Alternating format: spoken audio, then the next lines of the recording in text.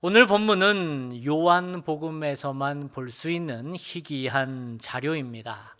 오늘 본문의 배경은 갈릴리 호수이고요. 그리고 때는 예수님의 부활 이후입니다. 그런데 이 본문은 예수님이 마치 제자들을 처음 부르실 때의 모습과 아주 흡사합니다. 왜 부활하신 예수님은 다시 갈릴리 호수로 가셨을까요? 왜냐하면 제자들 대부분이 다시 전에 하던 일을 물질을 하기 위해서 갈릴리 호수에 많이 모여 있었기 때문입니다. 그렇다고 그들이 부활하신 예수님을 만나지 못했느냐? 바로 전장에 보면 그들은 부활하신 예수님을 분명히 만났습니다. 그럼에도 불구하고 제자들은 다시 전에 하던 일을 시작하면서 마치 실패자의 모습처럼 살아가고 있었던 것이지요. 21장 3절을 같이 한번 읽겠습니다. 시몬 베드로가 나는 물고기 잡으러 가노라 하니 그들이 우리도 함께 가겠다 하고 나가서 배에 올랐으나 그날 밤에 아무것도 잡지 못하였더니 아멘. 나는 물고기나 잡으러 가겠다라는 말이 부활하신 예수님을 만났지만 나는 예전에 하던 일 다시 안 할란다라는 말인지, 아니면 노느니 장독이나 깬다고 놀면 뭐하냐, 가서 돈이라도 벌어야지라는 얘기인지는 알 수는 없으나 분명히 그들은 예수님과 함께 사역했을 때의 역동적인 제자들의 모습은 아니었습니다. 그래서 복음서 기자, 요한복음 기자가 이 본문을 기술하면서 마치 제자들이 하루하루 밥벌이를 하던, 예수님을 만나기 전에 물질을 하던 어부들처럼 오늘 본문을 그려가고 있습니다. 4절에서 6절도 같이 한번 읽겠습니다. 날이 새어갈 때에 예수께서 바닷가에 서셨으나 제자들이 예수인 줄 알지 못하는지라. 예수께서 이르시되 얘들아 너희에게 고기가 있느냐 대답하되 없나이다. 이르시되 그물을 배 오른편에 던져라 그리하면 잡으리라 하시니 이에 던졌더니 물고기가 많아 그물을 들 수 없더라. 아멘. 만약에 이 본문에 요한복음 21장이라는 주소가 빠지면 이 본문은 예수님이 제자들을 처음 부르실 때의 모습과 아주 흡사합니다.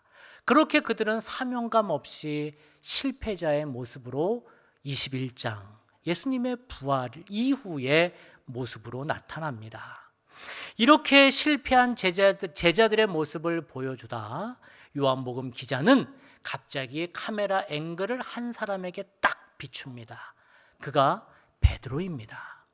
베드로는 7절에서 11절에서 15절에서도 베드로의 모습이 기술되고 있는데, 부활하신 예수님은 지금 베드로를 집중적으로 다루고 있다는 요한의 의지가 들어있는 것이고, 그런 예수님을 눈여겨보고 있는 것입니다. 그러면 예수님은 베드로의 어떤 면을 다루고 있을까요? 15절부터 17절을 제가 읽어드립니다. 그들이 조반 먹은 후에 예수께서 시몬 베드로에게 이르시되 요한의 아들 시몬아 내가 이 사람들보다 나를 더 사랑하느냐 하시니 이르되 주님 그러하나이다.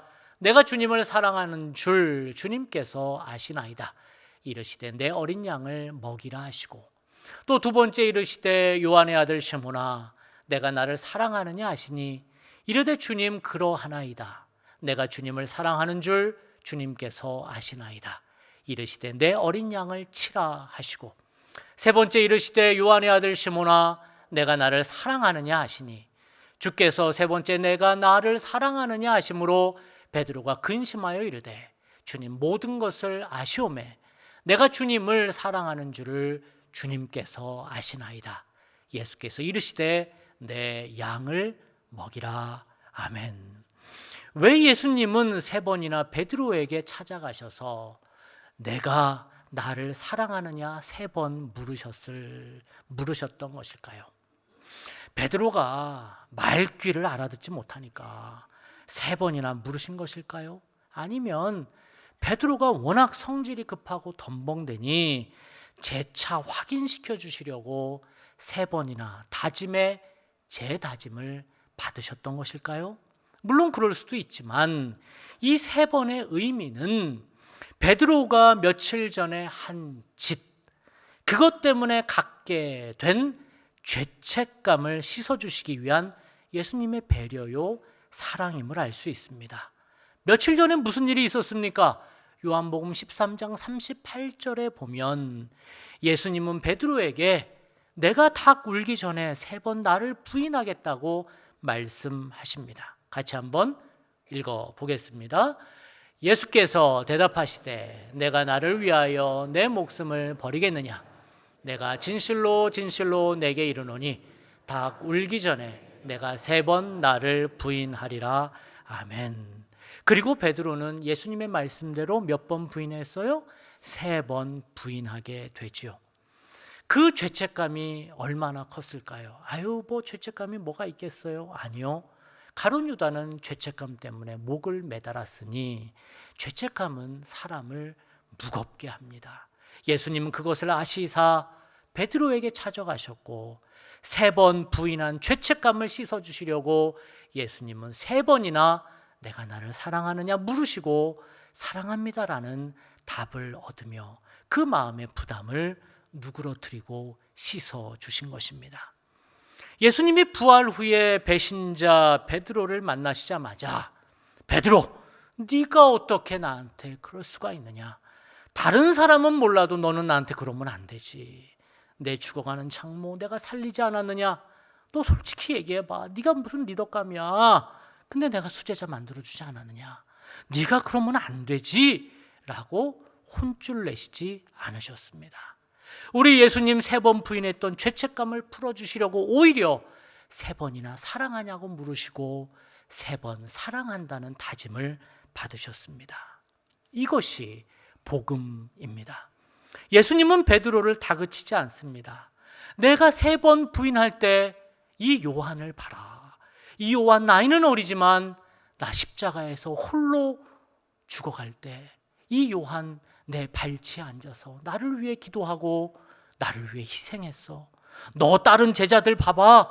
얘네들 너처럼 안 살았잖아 라고 비교하며 희생을 강요하지 않으셨습니다. 우리 예수님은 그저 와락 베드로를 안아주십니다. 저는 이 예수님의 마음이 참 좋습니다. 그냥 있는 그대로 받아주시고 꾸짖지 않으시는 예수님의 마음 말입니다. 그런데 우리는 이런 용서와 사랑의 복음에 조금 어색합니다. 왜냐하면 우리의 복음은 희생의 기초 위에 세워졌다고 생각하기 때문입니다. 어떤 기초 위에요? 희생의 기초 위에 이 복음이 세워졌다고 생각합니다. 그래서 우리는 희생해야 예수님을 잘 믿는다고 생각을 합니다.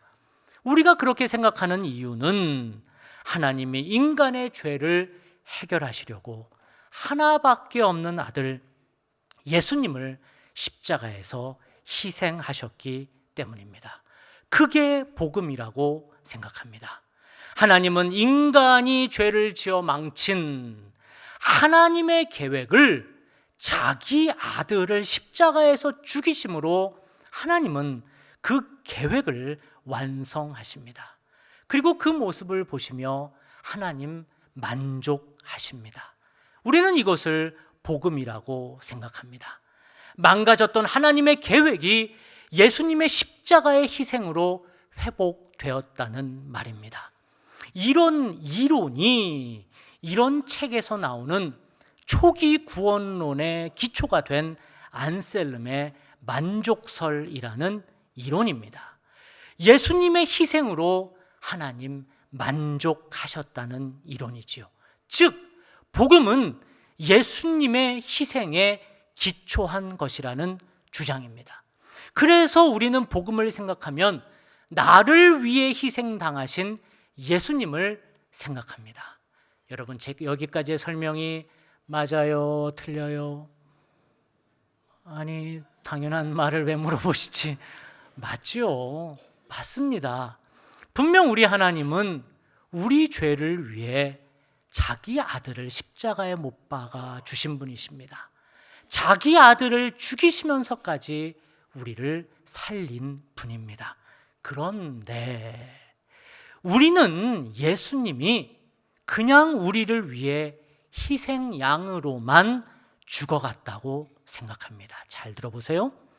그냥 예수님이 구약의 성막 제사 때에 죽어간 그런 어린 양처럼 아무 의지 없이, 아무 말도 없이, 아무 소리 안 내고 끽소리 안 하고 하나님의 뜻이니 하나님의 뜻을 만족시키기 위해서 묵묵히 죽어간, 희생한 것이라고 생각합니다. 저는 지난 여름 성교부 임원들과 함께 타직스탄을 방문했습니다. 그때 현지인 가정에서 예배를 드릴 기회가 있었습니다. 그런데 빈손으로 쫄랑쫄랑 가면 명구하니 교인들 잔치하시라고 교회 이름으로 어린 양 한 마리를 선물을 했습니다. 이제 예배를 다 드리고 떠나려고 하는데 현지인들이 우리가 사준 양을 이제 잡을 건데 어떻게 죽이는지 꼭 보라는 겁니다. 한국에서는 이런 거 구경하지 못하지 않느냐는 것입니다. 저는 속으로 굳이 안 봐도 되는데 저는 양고기도 별로 안 좋아하는데 라는 생각이 있지만 그분들이 우리 예배 끝날 때까지 기다렸다는 말에 집 마당으로 나갔습니다. 그랬더니 정말 양이 두 다리가 묶여 있었고 큰 눈으로 저희를 꿈뻑꿈뻑 바라보는 것입니다. 그리고 나서 도살자가 이제 양을 잡겠다고 다가가는데 저는 처음 양 잡는 걸 봤는데요, 정말로 한마디의 비명도 안 지르고 그냥 도살자한테 몸을 맡기더라고요. 우리는 하나님이 예수님을 십자가에 못 박을 때 예수님은 그저 이런 어린 양처럼 끽소리 하나 안 하고 하나님이 희생시키시니까 당신의 의지와는, 예수님의 의지와는 상관없이 십자가에서 죽으셨다고, 예수님은 그저 그런 희생양이라고 착각을 합니다. 그래서 우리도 교회에서 일을 할 때에 예수님도 끽소리 안 하셨으니까 나도 참자, 나도 희생해야 한다고 생각을 합니다. 그게 복음적 삶이라고 생각합니다. 이렇듯 우리의 복음은 예수님의 십자가 희생 위에 세워진 복음이라고 착각을 합니다. 그런데 여러분, 이거는 오해입니다. 예수님이 죽어도 하기 싫은데 하나님 아버지가 시키시니까, 혹은 안셀름의 만족설의 교리처럼 하나님의 원대한 계획을 만족시키기 위해서 예수님의 의지는 물어보지도 않고 예수님의 목소리는 음소거 시킨 채 마치 도살장에 끌려가는 어린 양처럼 그렇게 예수님이 질질 끌려가며 죽으신 것이 아니라는 겁니다. 그럼 예수님이 어떻게 죽으신 것입니까? 예수님은 억지로 십자가를 지신 것이 절대 아닙니다. 예수님은 세상을 그리고 사람들을 사랑하시되 끝까지 사랑하시며 자발적으로 십자가를 지신 것입니다. 예수님은 이 세상을 사랑하시되 자기 사람을 끝까지 사랑하셔서 십자가를 지신 것입니다. 요한복음 13장과 10장을 한번 읽어보도록 하겠습니다. 시작. 예수님은 세상에 있는 자기 사람들을 사랑하시되 끝까지 사랑하시느니라. 내가 내 목숨을 버리는 것은 그것을 내가 다시 얻기 위함이니 이로 말미암아 아버지께서 나를 사랑하시느니라. 이를 내게서 빼앗는 자가 있는 것이 아니라 내가 스스로 버리노라. 아멘. 이렇듯 예수님은 스스로 자발적으로 십자가를 지신 것입니다.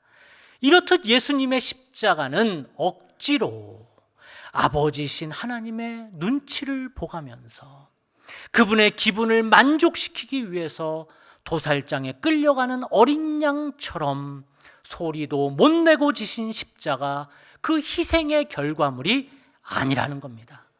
예수님의 십자가는 정반대로 세상을 사랑하시고 자기 사람들을 사랑하시되 끝까지 사랑하신 사랑으로 지신 십자가이고, 스스로 자발적으로 지신 사랑의 십자가라는 말입니다. 그렇습니다. 이렇듯 우리의 복음의 뿌리는 희생이 아니라 뭐라고요? 사랑이라는 겁니다. 그런데 많은 우리 크리스찬들은 우리의 복음의 뿌리가 희생이라고 생각을 합니다. 예수님도 십자가에서 희생 당하셨으니 나도 희생해야 된다고 생각을 합니다. 더 나아가 남에게 희생을 강요합니다. 이런 희생의 뿌리를 둔 기독교는 어떤 기형적인 신앙인을 만들어내는 줄 아십니까? 사랑의 뿌리를 두지 않고 희생의 뿌리를 두면 어떤 현상이 일어나는 줄 아십니까? 첫째로, 희생의 뿌리를 둔 복음은 자기를 알아달라고 아우성입니다. 희생한 사람은 늘 자기 희생을 누군가 알아주기를 원합니다. 내가 남들보다 더 일찍 나와 봉사했는데, 내가 남들보다 더 많이 헌금했는데, 내가 언제 등록한 줄 알아? 내 임직이 몇 년도인 줄 알아? 내가 이 부서에서 몇 년을 봉사했는 줄 알아? 그런데 왜 나를 안 알아주냐는 것입니다. 그런 희생과 노력이 내 의가 됩니다. 복음은 예수님의 사랑이 뿌리가 되어야 되는데, 내 희생, 내 의, 내 헌신이 뿌리가 되면 이렇게 자기를 들들 볶습니다. 두 번째로, 우리는 사랑의 복음이 아니라 희생의 복음을 추구하면 우리는 기복 신앙을 갖게 됩니다. 더 희생하면 더 복받을 것이라는 것이 인간의 기대 심리이기 때문입니다.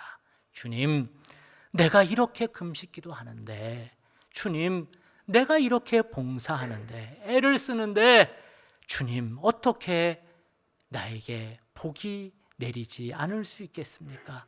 복 좀 주이소라는 마음이 깔려 있는 것입니다. 어찌 그런 간절함이 나쁘겠습니까? 그런데 이런 기복신앙은 우리의 신앙을 기형적으로 자라게 합니다. 그런 복만 기대하며 신앙생활을 하다가 조금이라도 고난이 오면 하나님이 어디 있어?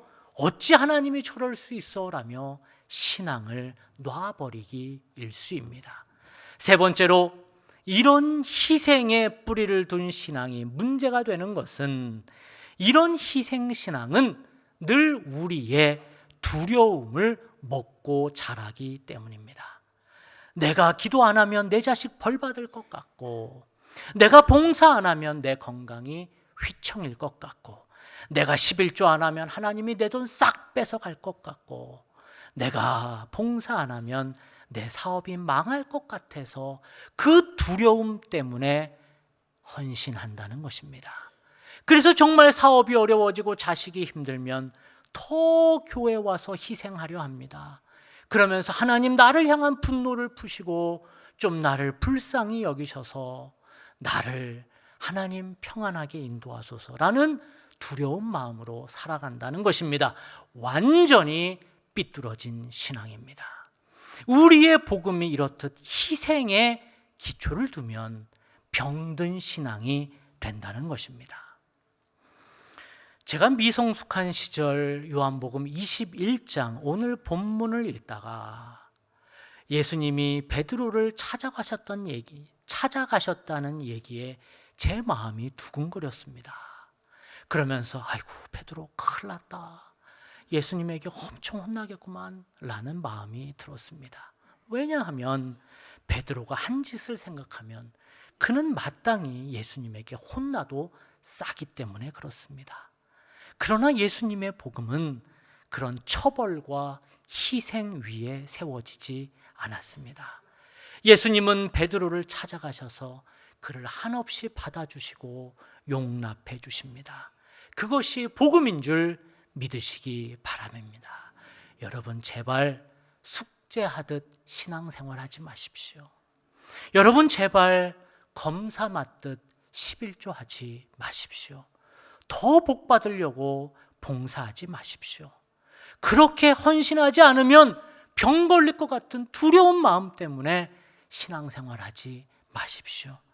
그렇게 우리가 희생의 뿌리를 두고 신앙생활을 하면 우리 예수님 가슴 아파하십니다. 그냥 사랑하십시오. 우리 예수님 그냥 사랑하십시오. 그리고 여러분 스스로를 사랑하십시오. 또한 내 이웃을 그냥 사랑하십시오. 사랑하면 그제서야 내가 할 일이 보입니다.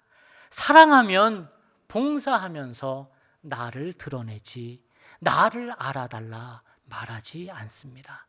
오히려 사랑하면 다 퍼줍니다. 사랑하면 나는 그저 사랑한 것밖에 없는데 사람들은 희생했다고 헌신했다고 여겨줍니다. 그때의 희생은 나를 드러내지 않습니다. 그때의 희생은 나를 기형적으로 만들지 않습니다. 왜요? 나는 그냥 사랑한 것밖에 없으니까요. 다들 연말 연시를 바쁘게 보내셨겠지만 저도 요 몇 주 설교도 많고 행사도 많아서 교회 일찍 나오고 늦게 들어가는 날이 많았습니다. 우연히 일찍 나오고 늦게 들어가는 길에 마주친 분과 이야기를 나누다 그분이 제게 이런 이야기를 하시더라고요. 목사님, 출퇴근 시간도 없으세요? 왜 이렇게 일찍 나오고 늦게 들어가세요? 분명 그분은 저를 걱정해 주셨습니다. 그 따뜻한 마음이 제가 느껴졌습니다. 그래서 저는 겉으로는 걱정해 주셔서 고맙습니다 라고 답례는 했지만 속으로 저는 이렇게 말을 했습니다. 집사님, 출퇴근 시간은 일하는 사람에게만 필요한 겁니다. 저는 교회에서 일하는 사람이 아닙니다. 저는 교회를 사랑하는 사람입니다. 그래서 저는 출퇴근 시간이 없습니다 라고 속으로 대답을 했습니다. 사랑하면 규칙을 넘어섭니다. 사랑하면 율법 위에 서게 됩니다. 그런데 희생하는 사람은 늘 규칙을 따집니다. 보상을 원합니다. 1분 1초를 비교합니다. 내가 더 많이 희생했네, 봉사했네, 애썼네, 그때 너는 뭘 했니? 라고 자꾸 따집니다. 부부관계도 마찬가지입니다. 우리는 자꾸 누가 더 많이 희생했냐를 배우자와 따집니다. 내가 설거지를 더 많이 했네, 내가 더 청소를 많이 했네, 내가 더 육아에 시간을 많이 벌었네, 내가 더 돈을 많이 벌었네. 이렇게 희생했냐로 따지기 시작을 하면 가정은 삭막해집니다. 자녀와의 관계도 마찬가지입니다. 우리는 은연중에 자녀들에게 이렇게 메시지를 보냅니다. 내가 너희들에게 얼마나 희생했는데 너희 어찌 이럴 수 있느냐라고 섭섭해합니다. 그런 희생으로 따지게 되면 내 마음 안에는 섭섭함과 원망만 남게 됩니다. 그런데 사랑의 관계로 들어가면 자발적인 희생이 나옵니다. 사랑하면 더 설거지를 하고요. 사랑하면 먼저 배수구에 낀 머리카락을 건져 올립니다. 그때의 희생은 희생이라고 말하지 않습니다. 그냥 뭐예요? 사랑하는 겁니다. 그렇게 사랑하는 자는 절대 방종하지 않습니다. 사랑하는 자는 거룩한 책임감의 삶을 살아가게 되는 것이지요. 올해 우리는 내가 주를 사랑하나이다라는 주제로 주 앞에 나아갑니다. 예수님은 베드로에게 너는 왜 나를 배신했느냐? 내가 너에게 한 게 얼마인데 내가 어찌 나를 위해 희생하지 않느냐? 예수님 묻지 않으셨습니다. 예수님은 그냥 베드로를 사랑하셨습니다. 그게 우리의 복음인 줄 믿습니다. 우리도 그런 복음의 사람이 되었으면 좋겠습니다. 우리 주님이 우리를 있는 모습 그대로 받아주듯이 우리도 우리 자신을 있는 모습 그대로 받아줬으면 좋겠습니다. 저처럼 손을 한번 가슴에 한번 대보십시오. 그리고 여러분 스스로에게 한번 얘기해 보는 것입니다. 괜찮아. 괜찮아. 내가 잘못한 게 아니야. 괜찮아. 내 탓이 아니야.